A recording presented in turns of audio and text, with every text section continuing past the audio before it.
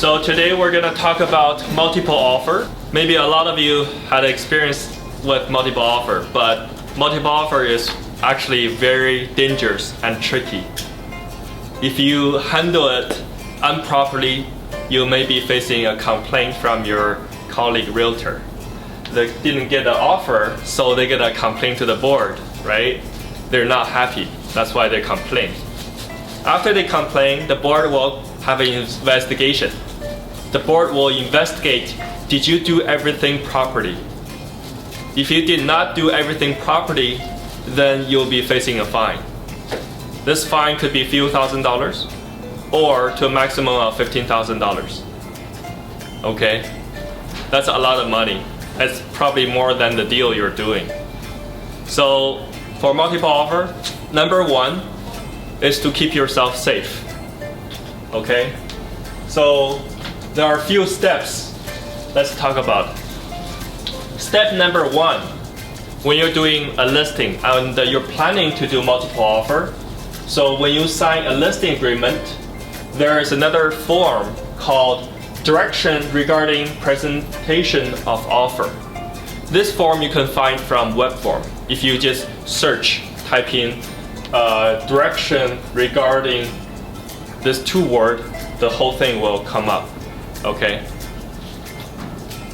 So this form, a lot of people don't know how to use it, never used it before, but if you're using like for example, if you're using this form saying we are not going to present offer before a certain date, and then you have to use this form, okay? The seller has to sign it. On this form, it'll say when we're going to present the offer. So if seller signs it, then people ask, hey, when are you presenting an offer? We're not presenting, let's say, before July 1st. And then if they question you, do you have seller signed a document? Prove that. If you don't have it, they can complain and you'll get punished. Okay? So you must have this form if you're doing offer not right away, on a certain date, on a certain time. You must have this form. This must be disclosed on MLS Remark and all agents who said they will make an offer. Okay? So if I called you today, hey, I'm gonna make an offer, and you said we have to do it on certain day, certain time, you have to tell me. Okay? Otherwise, I don't know. Then if I missed it and I told you I'm gonna make an offer, then you'll be in trouble because I can go to the board and complain. You hide this opportunity from me. It's not fair competition. So you have to disclose on Realtor Remark. Make sure you write it very clearly. When are you presenting the offer? When is the deadline? And what is the method? Normally people will say, let's say, on July 1st, by 5 p.m., send all your offers by email. If you do not allow people to present in person, it has to say it in your listing agreement Schedule A, signed by the seller, right? Seller has to have something in written saying that they don't allow you to present in person, you have to email your offer. For example, if I want to present my offer and I go to you and say, hey, I want to present in person, and you say, no, you have to email to me. And then I will ask you, do you have a document signed by your client saying you do not allow like personal presentation? If you don't, you cannot stop me. It's against the rule, okay? Number two, contingent listing. So if you do not show this property on the first day that you're listing, it's called contingent listing, okay? If you cannot show the property for up to 7 days, you must state in a Schedule A in a listing agreement. The seller does not want to show this property until which date, okay, in a Schedule A on the listing agreement. And the Realtor Remark, you have to tell everybody in the Realtor Remark. And if you cannot show more than 7 days, then you have to use something called hold action for MLS contract. sometimes I see people have listing on there, they say, oh, I cannot show it for the first 2 weeks, we're still preparing. Then why do you put it on MLS? If you want to put it on MLS, then you have to use this form, hold action for MLS contract. Otherwise, you're against the rule for multiple listing. You have to show it within 7 days. Okay, that is the rule. If you don't do it, they can go to the board and make a complaint against you. Okay? And if you cannot show it, there's another way, just don't list it. So after you list, you have to show it within 7 days. Number 3, listing agreement must record all offers came in. Seller has to cross out the rejected offer and write reject on the first page and sign. Listing agent must email all dead offers to the office, okay, with the seller signed rejection to the brokerage for record keeping. If you don't email to brokerage, then you have to keep somewhere for your own record. Because when there is a complaint, you have to prove all the documents you did it properly. If you don't have record and you don't email to office, there's no way the office can protect you. We don't have a record if you don't send it to us, right? So you have to send it to us, the dead offer for multiple offers for record keeping, unless you have a proper record of everything. Like for example, I got 10 offers today, okay? So we're gonna pick maybe 3 of the best offers we're gonna negotiate. And then for the rest, 7 offers, you have to cross out on the first page and write rejected, and seller has to sign it. And you have to keep that in record. Okay, number 4, listing agent should email and update all agents who submitted offer regarding their offers. So you have to let people know what's going on. Because I've been in a multiple offer before, and I waited like whole day without the agent answering back to me. So the proper way is, if this guy calls you or texts you, the offer is not accepted or not negotiable, they're rejected, just tell them, right? So they don't have to wait. Number 5, if you are giving second chance to submit a new offer, you must email all agents who submitted the offer and let them know how many offers you have. So they have to know, they have the right to know how many offers there are, because they can challenge you. Because they, for example, I submitted my offer, right? I don't think there was a multiple offer, you're cheating me. Show me all the offers.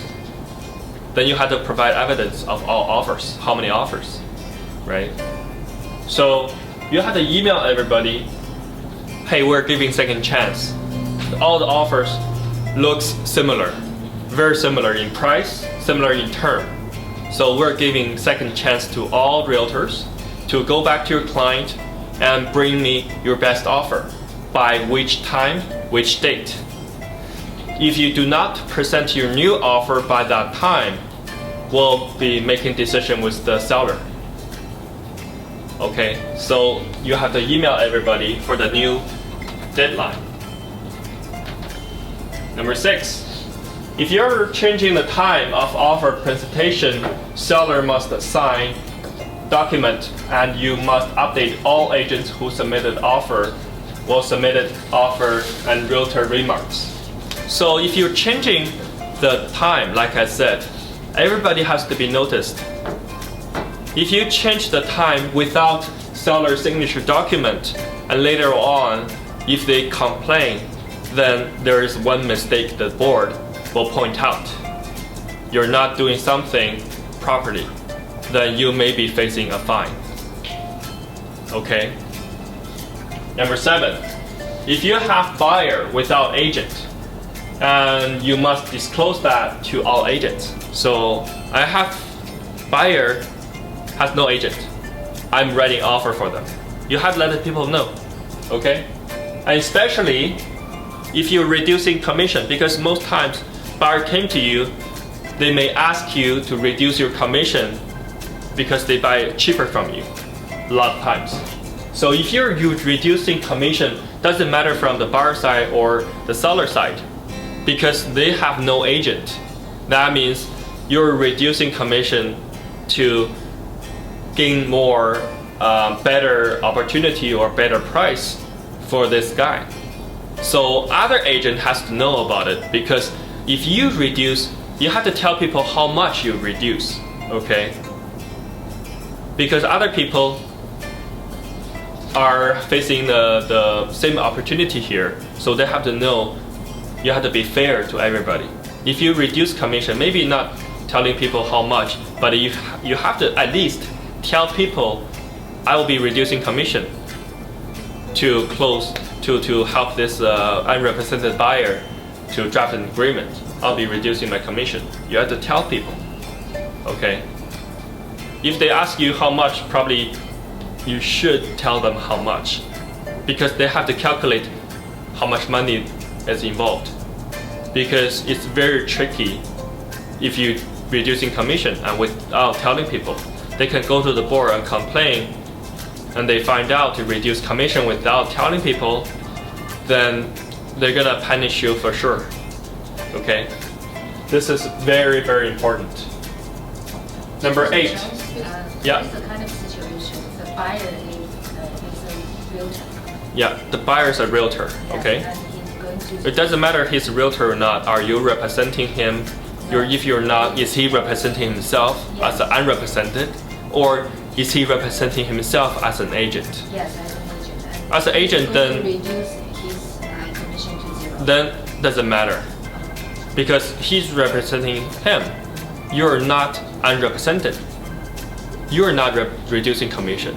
They are reducing commission. Is not related to you.